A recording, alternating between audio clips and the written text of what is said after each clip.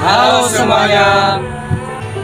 Baik, kami mahasiswa-mahasiswi dari Universitas Nesraya, Fakultas Keguruan dan Ilmu Pendidikan, Program Studi Pendidikan Biologi. Pada kesempatan ini, kami akan membuat video mengenai tanaman syaraf. Sebelumnya, kami akan memperkenalkan nama-nama untuk kami dari kelompok 2. Perkenalkan, nama saya Augeli Laia. Nama saya Indah Hati. Nama saya Hubertus Jagule. Nama saya Elsa Dadu. Tujuan pada pembuatan video ini yaitu untuk memenuhi tugas di mata kuliah Budidaya Pertanian dan Perkebunan dengan dosen pengampu Bapak Dr. Anmus Amana FAU MSI. Penasaran akan video kami? Yuk simak video berikut. Pertama dulu kita mengetahui bagian morfologi tanaman syaraf atau Samenggetid atau dalam bahasa Latinnya Hemigraphis colorata Half. Di mana pada tanaman syaraf ini terdapat akar, batang, sama daun. Dan juga tanaman syaraf ini bentuknya berbentuk bulat, bercabang, berruas-ruas dan berwarna ungu. Kayak gini, berwarna ungu. Adapun daunnya dia bertangkai, letaknya berhadapan, dan helaian daunnya berbentuk bulat, telur dan berujung runcing. Di mana warna daunnya merah ungu mengkilap agak berkelabu di bagian atasnya. Ini. Kalau di bagian bawahnya kayak merah jambu, seperti yang kalian lihat pada video ini.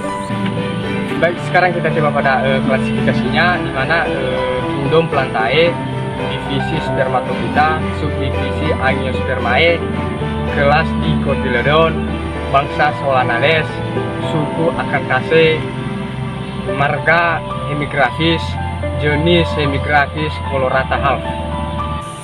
Nah baik, pada tumbuhan Samenggetid ini juga memiliki kandungan kimianya, di mana pada daun memiliki flavonoid, tanin, steroid, terpenoid, dan kalium. Sedangkan kandungan kimia yang terkandung pada batang yaitu saponin. Baik, setelah kita mengetahui daripada morfologi tanaman syaraf ini ataupun dengan kata lain Samenggetid ini, sekarang kita harus mengetahui bagaimana ataupun manfaat-manfaat apa saja yang terkandung daripada tanaman syaraf ini. Nah, jadi manfaatnya di sini sebagai pengobatan, yang pertama menyembuhkan luka, kedua memperlancar ASI, ketiga meringankan wasir, keempat dapat menyembuhkan air kemih yang sedikit, dan keempat sebagai pengobatan disentri. Oke, baik, jadi sekarang kita masuk daripada bagaimana cara membuat obat tersebut. Nah, jadi salah satu contohnya dulu kita ambil yang pertama, pembuatan ataupun pengobatan daripada air kemih yang sedikit. Nah, jadi adapun prosedur pembuatan daripada obat tanaman syaraf ini, yang pertama kita harus mempersiapkan bahan dan alat-alatnya. Nah, jadi bahan yang dipergunakan di sini yaitu helaian daun daripada tanaman syaraf, kemudian air dan periuk. Nah, jadi langkah pertama itu kita harus membersihkan daun tanaman syaraf ini dengan bersih, dan kemudian kita rebus.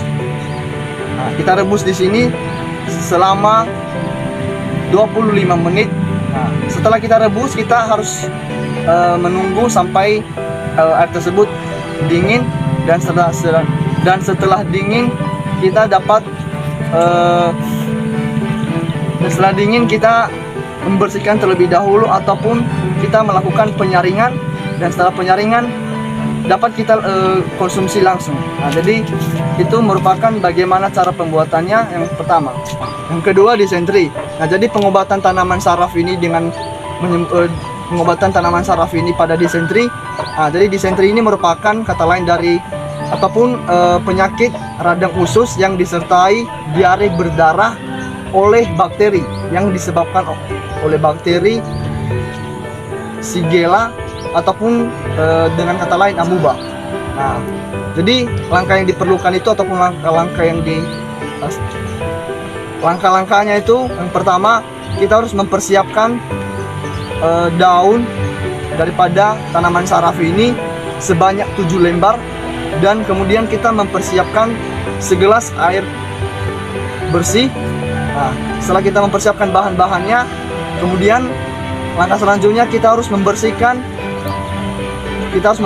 tanaman saraf ini hingga bersih, dan kemudian kita rebus selama 15 menit saja. Setelah 15 menit kita tunggu sampai dingin, dan setelah dingin kita melakukan penyaringan, dan setelah kita saring minuman tersebut ataupun air tersebut yang kita bersihkan dapat kita minum, dan itu merupakan salah satu obat yang digunakan untuk penyembuhan disentri. Nah, jadi kegiatan ini ataupun pengobatan ini dapat kita lakukan selama 2 ataupun 3 kali dalam sehari. Nah, kemudian yang ketiga, pengobatan yang ketiga ini yaitu sebagai penyembuhan ataupun meringankan penyakit wasir. Nah, wasir di sini dengan kata lain yaitu pembekakan yang terjadi pada pembuluh darah di bagian akhir usus. Nah, jadi itu merupakan bagian akhir usus. Nah, jadi langkah-langkahnya di sini kita harus mempersiapkan segenggam helaian daun daripada tanaman saraf, kemudian kita butuhkan air. Nah, jadi langkah-langkah selanjutnya kita harus membersihkan terlebih dahulu helaian daun tersebut hingga sampai bersih, dan setelah itu kita rebus lagi dan kita tunggu selama setengah jam. Nah, setelah setengah jam kita tunggu, baru kita angkat dan kita diamkan selama beberapa menit hingga air tersebut menjadi dingin. Setelah dingin kita melakukan penyaringan, dan setelah kita saring, air tersebut yang setelah dibersihkan dapat digunakan seefisien mungkin. Nah, jadi ampas yang tadi yang telah kita bersihkan tidak bisa juga kita pergunakan ataupun kita fungsikan nanti sore, dan dengan menambahkan air saja. Artinya kita rebus kembali lagi dengan menambahkan air 1 gelas saja. Baik, demikianlah langkah-langkah ataupun cara kerja daripada pemanfaatan tanaman saraf ini. Nah, semoga teman-teman di sana juga bisa mempraktekkan langsung ataupun mencoba bagaimana ataupun menguji khasiat-khasiat yang terkandung di tanaman saraf ini. Baik teman-teman, sekian dari pembuatan video kami mengenai pemanfaatan tanaman saraf. Semoga video ini bermanfaat bagi kita semua. Jangan lupa like, komen, subscribe, dan share. Terima kasih. Salam mahasiswa, salam satu jangkar. See you next time.